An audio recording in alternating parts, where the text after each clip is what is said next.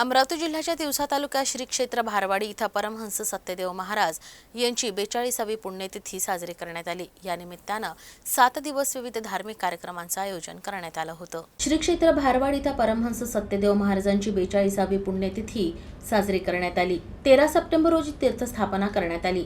श्री क्षेत्र भारवाडी इथं 7 दिवसीय शिव महापुराण सप्ताहाचं आयोजनही करण्यात आलं। या कालावधीत विविध धार्मिक आणि सामाजिक कार्यक्रम घेण्यात आले। यात प्रार्थना, हरिपाठ, भजन या कार्यक्रमांचा समावेश होता। तर शुक्रवारी शोभायात्रा काढून काल्याचं कीर्तन करण्यात आलं। हजारो भक्तांनी या महाप्रसादाचा लाभ घेतला। यावेळी आमदार यशोमती ठाकूर, खासदार बळवंत वानखेडे, राजेश वानखेडे, सभापती, उपसभापती यांच्यासह मोठ्या संख्येने भाविक हजर होते।